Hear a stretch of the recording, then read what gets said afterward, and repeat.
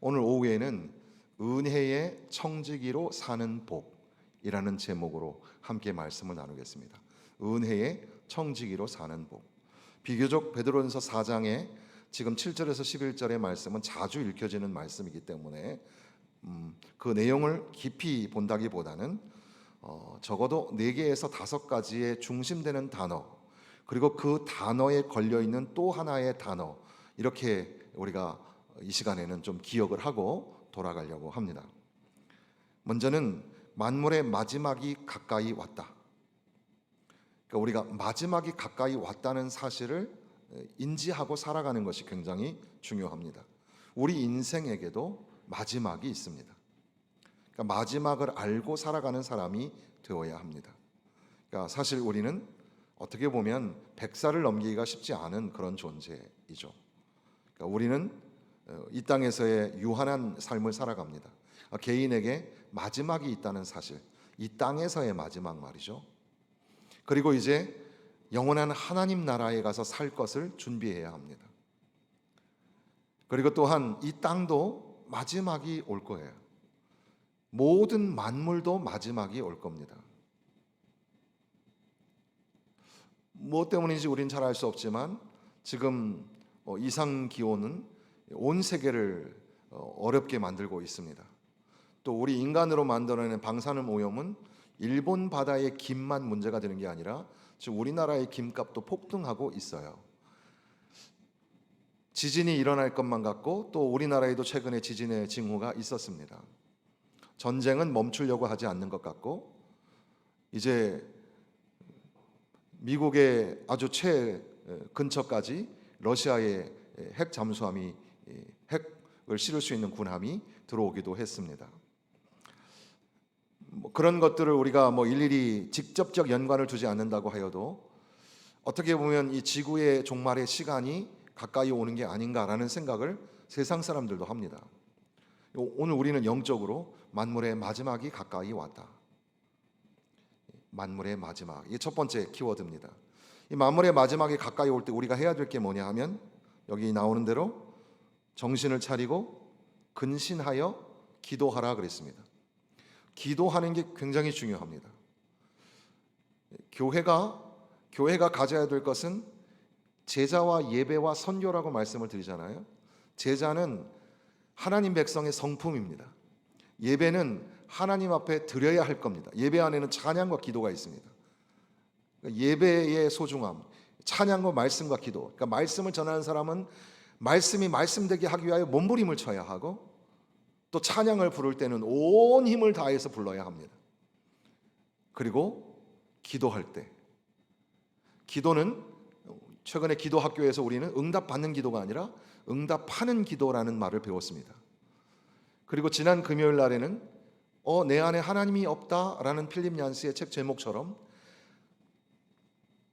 우리의 기도에 하나님이 없는 경우가 있을 수 있다는 거죠.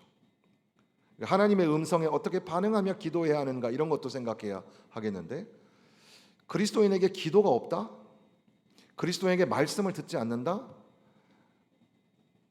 백날 교회 다녀봐야 헛거예요. 그런 사람은 어떻게 수십 년이 지났는데도 어린아이 같은 신앙을 가지고 있는지 참 모르겠어요. 기도해야 합니다. 정신을 차리고라고 되어 있는데 그 근신하고라는 말이 맑은 정신으로, 이런 말이에요. 맑은 정신으로 기도해라. 이건 아마도 술 취하고 있는 세상과 비교하여서 맑은 정신을 가져라, 이런 의미인 것 같습니다.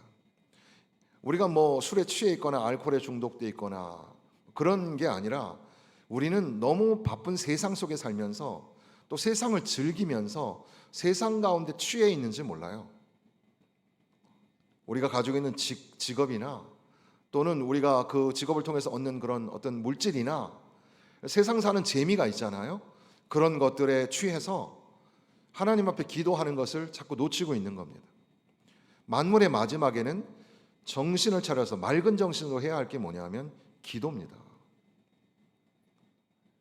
후회하지 마시고 기도해야 합니다.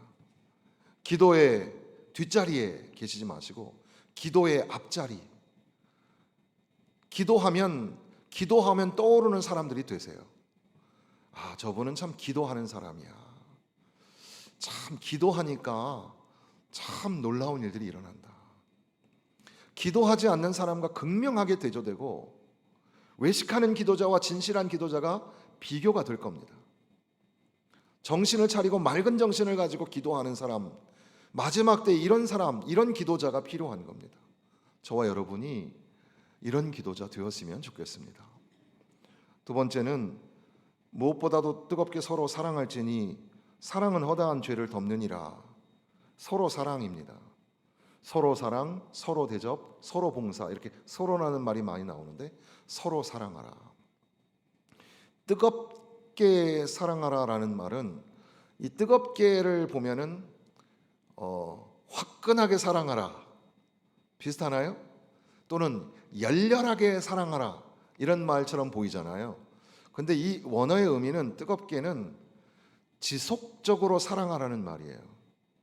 그러니까 사랑하고 싶을 때가 있잖아요. 그런데 사랑하고 싶지 않을 때도 있어요.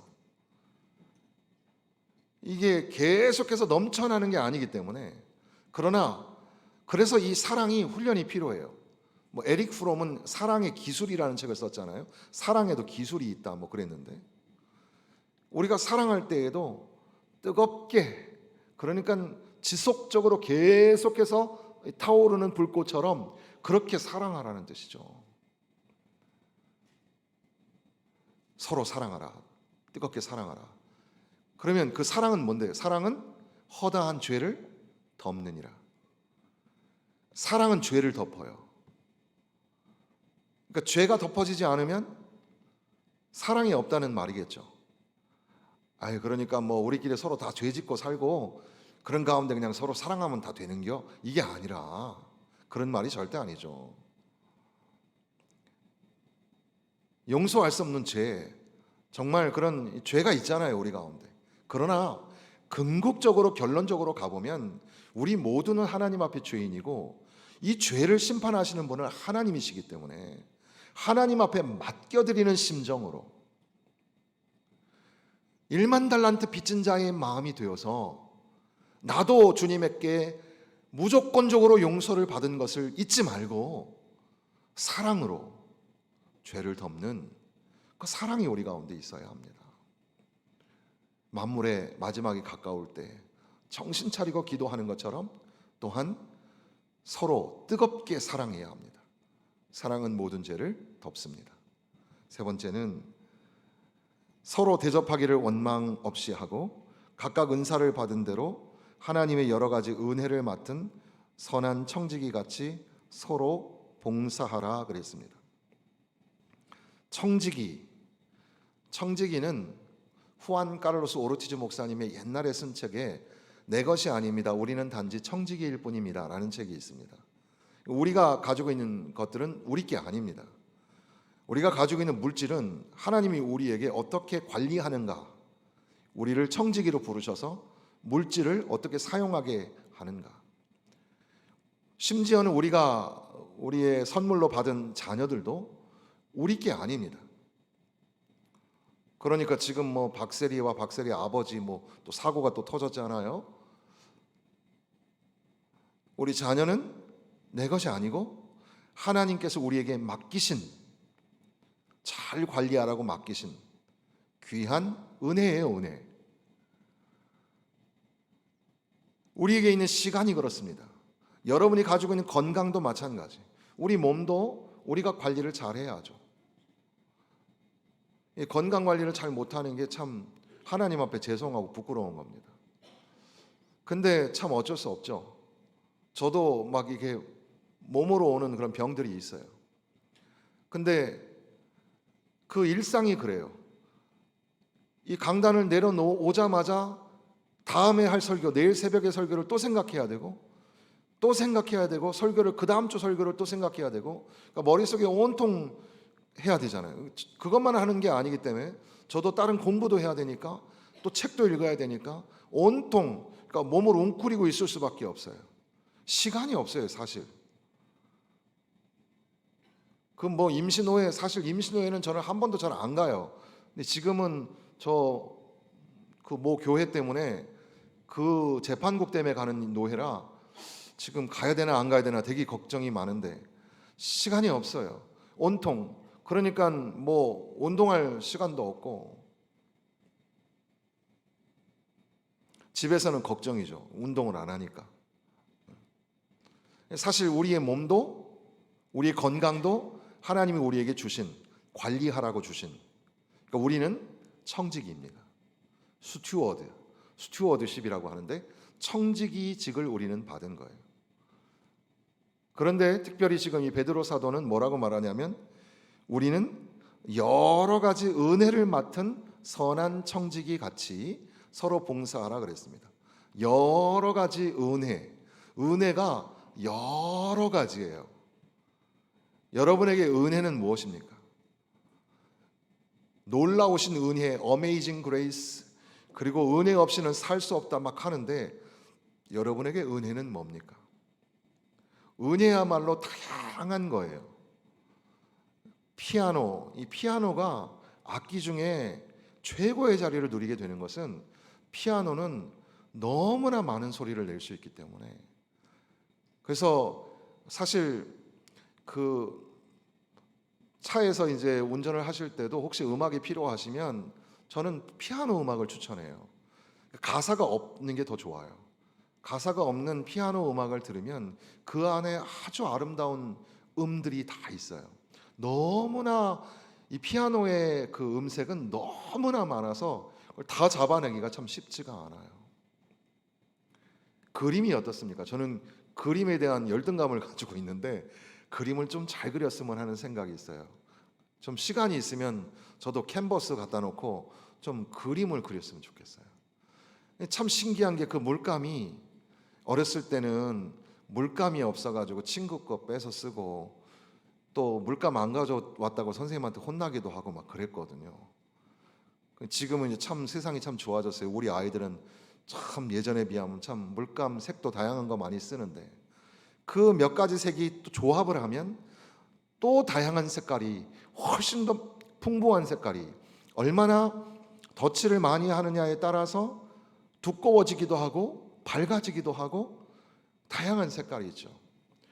그러니까 음악이라는 것, 미술이라는 것이 왜 우리가 참 소중하게 생각하냐면 너무나 많은 색깔과 너무나 다양한 음색을 나타내기 때문에 거기에 비하면 글 쓰는 건 조금 더 복잡하긴 하지만 글을 쓴다는 것과 글을 읽는다는 것도 참 신기한 거예요.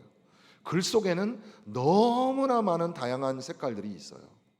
너무나 다른 생각들이 있고 그리고 그것을 내가 글로 쓴다는 건 또 다른 하나의 문제예요. 또 다른 작품이 탄생하는 거예요. 은혜는 여러 가지 다양한 은혜가 있다는 사실을 잊지 말아야 합니다. 물론 은혜를 값싼 싸구려 시장 바닥에 파는 어떤 그런 걸 만들고자 하는 게 아니에요. 하나님이 이 죄인을 살리시기 위하여 아들이신 독생자를 내어 십자가에 죽게 하셔서 그 보혈의 공로로 나를 건지시고 살리신 은혜, 그 은혜는 단순하게 간단하고 명료하게 선포되어야 할 메시지입니다. 그러나 우리의 삶에 펼쳐지는 하나님의 놀라우신 은혜는 다양한 은혜, 여러 가지 은혜로 우리에게 온다는 겁니다.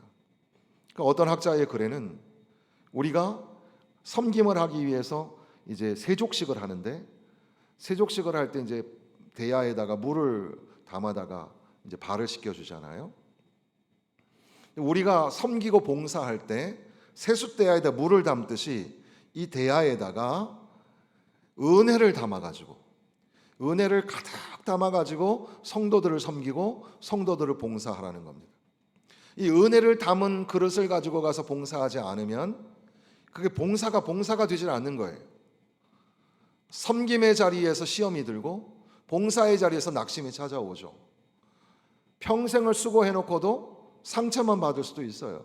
그러니까 참 우리가 항상 은혜를 빼앗기지 말고 은혜를 놓치지 말아야 하는 거죠. 여러 가지 은혜가 있다는 것을 생각해야 합니다. 여러 가지 은혜를 맡은 선한 청지기 같이 그 청지기가 뭘 하는 거냐면 서로 봉사하고 서로 대접하는 겁니다. 그러니까 저와 여러분 우리의 삶 가운데 여러 가지 은혜가, 당신은 어떤 은혜를 받았어? 나는 이런 은혜도 있고 저런 은혜도 있어. 야, 우리에게 이런 은혜가 있구나. 우리 교회는 어떤 은혜가 있나요? 우리 교회는 참 은혜를 많이 받은 교회예요. 참 우리 교회는 귀한 교회입니다. 어떤 교회를 선택하시겠습니까? 우리 교회로 오십시오. 이러면 될 것 같아요. 우리 교회 참 좋은 교회, 참 훌륭하신 우리 선배 집사님, 권사님, 우리 장로님들이 계시고, 또 우리 젊은 사람들도 참 믿음이 신실하고 착해요. 어린아이들이 이렇게 모이고 함께 뛰어놀고 하는 게 얼마나 귀하고 감사합니까? 우리 교회는 하나님의 은혜가 넘치는 교회가 되고, 그 온갖 다양한 은혜를 맡은 청지기들이 은혜를 관리하는 거예요. 은혜를 가지고 봉사하고, 은혜를 가지고 대접하고, 은혜를 가지고 사랑하면서 살아가는 교회, 우리 교회 되기를 주님의 이름으로 축원합니다. 그 다음에는 우리가 말을 하려면 하나님의 말씀으로 하는 것 같이 하고, 누가 봉사하려면 하나님이 공급하시는 힘으로 하는 것 같이 하라 그랬습니다.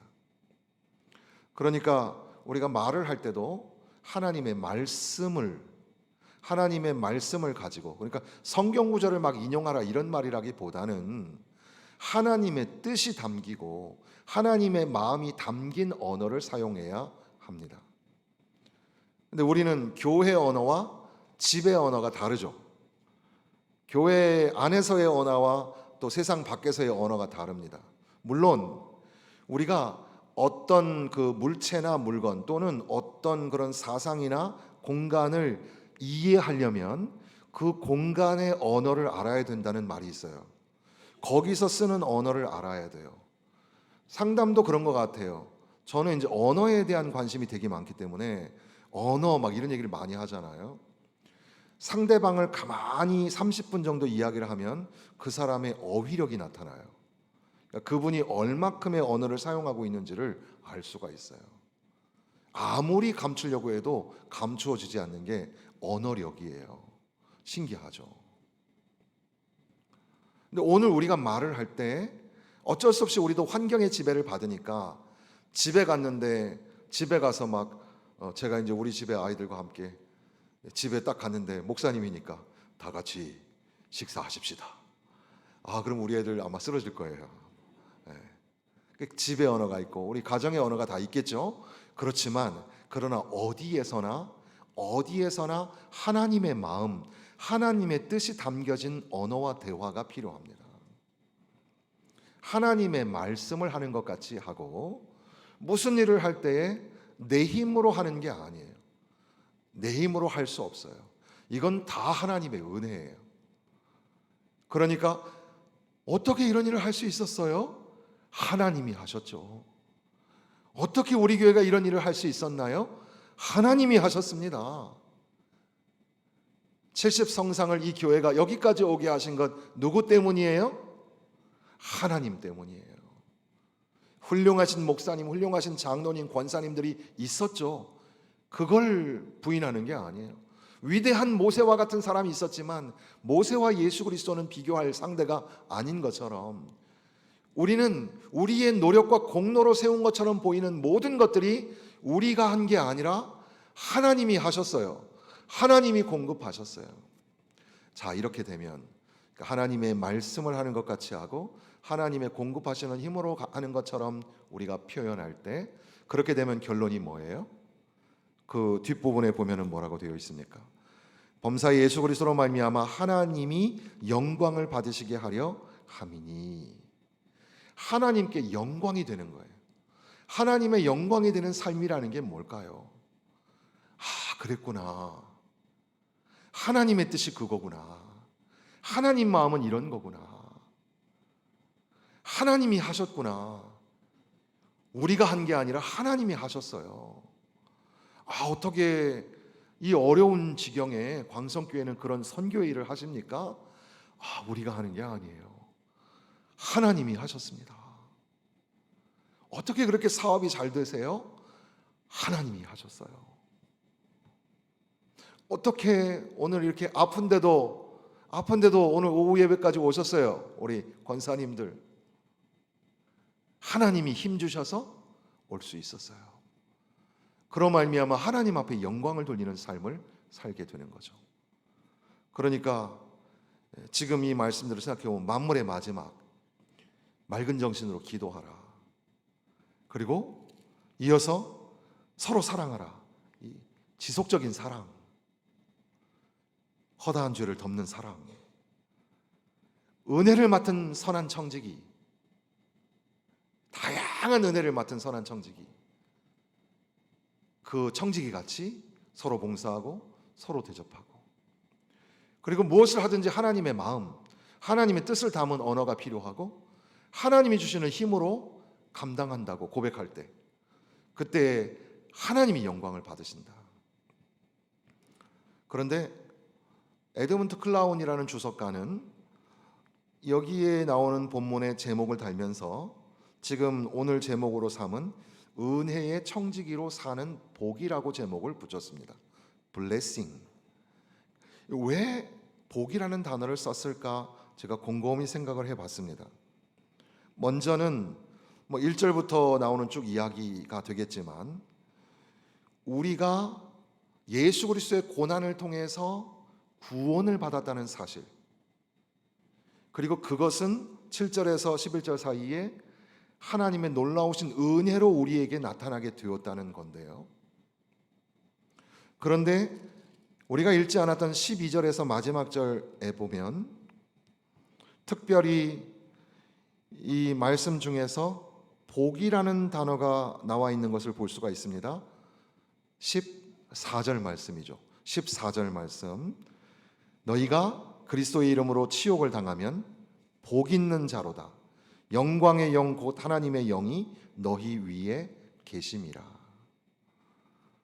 그러니까 이 4장은 고난에 관한 말씀으로 시작해서 만물의 마지막에 우리가 정신을 차려 기도하고 서로 뜨겁게 사랑하고 은혜의 선한 청지기가 되어서 서로 봉사하고 하나님의 말씀, 하나님의 언어, 하나님의 힘으로 하나님 앞에 영광을 돌리는 삶을 살아라. 마지막 때에, 고난이 있는 이때에. 그런데 다시금 사랑하는 자들아 너희에게 연단이 있다, 너희에게 시험이 있다, 이상히 여기지 마라. 그러면서 지금 우리가 읽은 것처럼 고난을 받으면, 그러니까 예수 그리스도의 백성, 주님의 제자로서 고난을 받으면 그건 부끄러운 일이 아니다. 그것은 도리어 우리에게 복이다. 하나님의 복이다. 이렇게 선포하고 있는 겁니다. 그걸로 인하여서 하나님 앞에 영광을 돌리게 된다고 그렇게 말씀하고 있습니다. 그러니까 하나님의 뜻대로 고난을 받는 사람들은 선을 행하는 가운데에 그 영혼을 창조자이신 하나님 앞에 맡겨드린 사람이 된다고 4장은 결론을 내리고 있는 겁니다. 그러니까 은혜를 맡은 선한 청지기가 복이 되는 이유는 이미 거룩한 보혈의 공로로 우리를 씻겨주셔서 하나님 자녀 삼아 주신 것도 은혜요.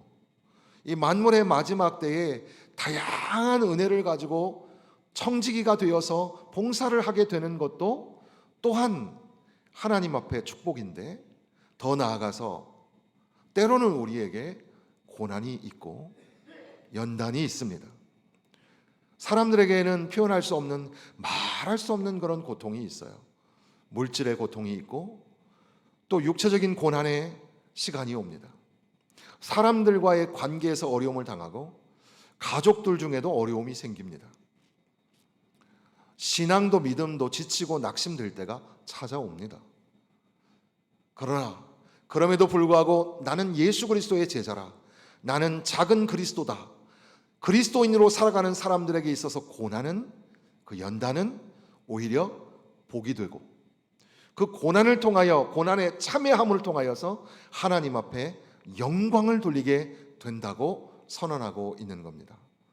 그러므로 사랑하는 성도 여러분, 이제 우리는 한 주간 거룩한 하나님의 백성, 이 베드로서는 하나님의 백성은 나그네로 표현하고 있는데 우리가 나그네 여정을 살아갈 때에, 거룩한 하나님의 백성으로 살아갈 때에 때로는 우리에게 고난이 옵니다. 아마도 예배당 문턱을 딱 넘어서자마자 우리에게 시험하고 도전이 있을지 모릅니다. 엘리베이터 타실 때 너무 많이 타지 마세요. 위험해요.